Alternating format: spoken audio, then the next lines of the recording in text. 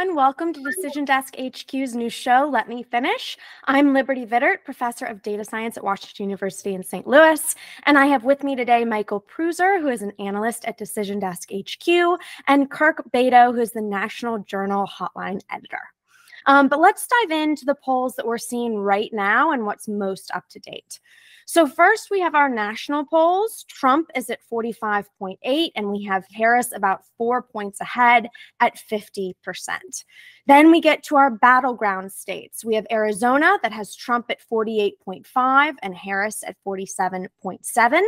Trump is also leading in Georgia at 48.1 to Harris's 47.9, and leading finally in the perennial purple state of North Carolina at 48.5 to Harris's 48. But now if we turn to the states that Harris is leading by, we have Wisconsin, where she's at 49.7 to Trump's 48%. We have Michigan, where Harris is at 48.6% to Trump's 48%. Nevada, where Harris leads at a big number of 49.1 to Trump's 46.9. And finally, Pennsylvania, where she is only ahead by a hair at 48.9% to Trump's 48.1%. So I guess that leaves me, guys, with the question, what's going on? Do we care about the national poll? What are we seeing with the states moving? Kirk, what do you think? I think we should still pay attention to the national poll. But again, just a lead in the national poll isn't going to win Harris the race. We talk about this all the time. If you're watching Let Me Finish here, you already probably know this. Harris is probably going to have to win the popular vote by maybe 2 to 3%, maybe 4% to overcome the Electoral College lean here. But I mean, the swing state polls have mostly all been going in Harris's direction. Ever since the switch out with Biden, all these polls have been trending in her direction right now. And I think for me, what I'm trying to watch is she going to run out of the runway before the election actually happens to either get the outright lead over Trump outside the margin of error in some of these polls, or at least get things closer here. She's putting herself in pretty good position, and without any other major news events slated, my apologies to the VP debate, but I don't think a lot of voters are going to make a decision either way based on that. And it's going to come down to what are we not accounting for? What October surprise is going to pop up that could hurt her image right now, because she's got the momentum right now. I mean, Michael, do you see the VP debate as having a big effect on these polls, or do you think it's just not going to do anything? Well, everybody remembers the last monumental VP debate of whatever it was. It's never consequential. No, I think right now, in terms of polling right now, we're stuck. We've been stuck for a while.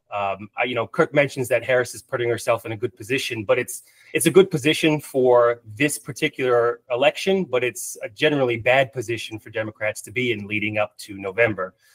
16 and 20, we saw Clinton and Biden have much larger leads at this point in time. And so, I think Trump probably likes where he is. I think Harris is cautiously optimistic where she is, but looking into polling right now, I'm actually looking at some of the demographic polling. I saw a poll come out from Telemundo that showed Trump taking on a lot more Latino vote now than in the past 4 years. And the question is where those shifts show up. Obviously that would ring very good for Nevada, Arizona. But if that's not really moving national polling and state polling, well, then it probably means that he's losing a little bit more of the white woman vote to kind of counterbalance that, which is a bad sign for him in the blue wall states. So I think polling as a whole right now is not going to tell us much, but we've really got to start digging into the minutia of it to see if we can figure out some of these swings. Now, going back to the VP debate, of course, Walz versus Vance here. I don't think anybody's expecting too much of this. It's good for TV. You're probably going to get a couple of one-liners from each camp that they'll fundraise on, they'll promote a little bit. But at the end of the day, I think we're pretty far away from even talking about the last Harris-Trump debate. So, and that kind of washed away in about 2 weeks' time. I'm confident that on this show next week, this is an afterthought. I really don't see much coming from this debate, Liberty. I mean, do you think there's anything that could happen? I mean, Walz, we haven't really even seen interviewed at all. Do you think he could just crash and burn, or is it still not going to even matter? I'll be interested to see if there's a much more disciplined Republican up there who can prosecute the case against the Biden-Harris administration a little bit more. I think that's the biggest upside for either candidate here right now, is if Vance is able to talk about, Harris has been in power the last 3 years. Why is the border under your watch became incredibly porous? And if he's able to do that in a much more effective way than Trump did, I think that's the only factor that I'm kind of looking at here. We obviously expect the audience to be a lot smaller for this one than the Trump-Harris matchup, but I'm interested to see how he goes about prosecuting the case, and if that starts making a little bit of a dent or starts resonating a little bit more with voters. That's the only, I think, thing that could change from this. Yeah, I think if you listen to Trump's rhetoric now, I mean, he is just hammering immigration. So it's clear that that's sort of the tact that they are going and that they see as most successful. But I mean, I think we can't not talk about what other October surprise, Kirk, as you said, that there might be with the port strike going on. I mean, do you see that potentially affecting things? Yeah, I mean, when Harris got switched out here, and we were kind of game planning out scenarios of what could hurt her here, the debate, is she going to be able to consolidate the Democratic support? Is, obviously she was able to fundraise here. Is she going to be able to excite the Democratic base in ways that Biden wasn't able to? She's obviously done that, but the thing that kind of hangs over her is that she is the one in power, and she is the vice president. Today she got the FEMA briefing on the awful hurricane damage in the Southeast here.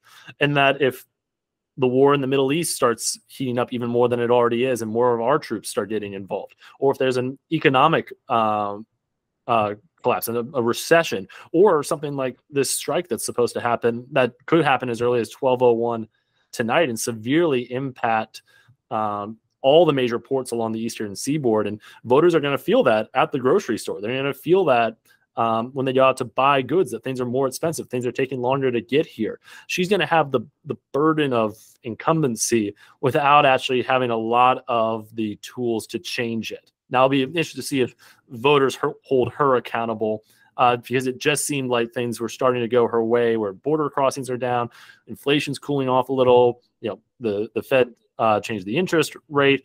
All of these things are big news events that are going in her right direction. But a black swan event or something crazy happening in the next few weeks, that's going to be a real test here. Yeah, I mean, I think the port strike, if they actually strike and it goes ahead, that's the kind of thing people will start feeling within a day. I mean, this is the kind of thing that in a couple days will start to be COVID pandemic level, everybody running for toilet paper levels. So I think if there was a black swan event, I mean, you always worry about the wrong thing, but this could be one of them. Michael, what do you think? This is one right in front of us. Yeah, totally. There's going to be other stuff that we might not be able to predict, but we're staring at this one right in the face. Totally. Yeah, I mean, it's impossible to predict what the future will hold, but obviously the party in power, running on this type of election cycle, needs to keep the status quo. Any type of wobble to that, with 30 days to go, that could have a major impact. I would say that, half of the vote we're expecting in the election this year is going to come before Election Day, and the other half comes after. So with every passing day, Democrats are banking a lot of the vote that they need, leading up to November 5th. So the further down the road we can get without any of these situations affecting the American population is good news for Harris overall. So if there's any delay, if there's anything that can be done to prevent this from happening, I'm sure the administration will bend over backwards to do it.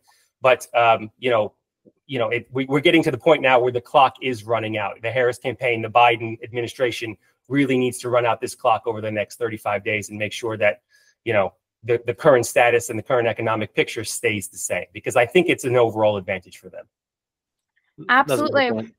Absolutely. I think that's a really good point. And I think that brings us to the end of our episode today on Decision Desk HQ's Let Me Finish. I'm Liberty Vittert, professor of data science at Washington University in St. Louis. We have Kirk Beto, the National Journal editor of Hotline, and we have Michael Pruser, an analyst at Decision Desk HQ.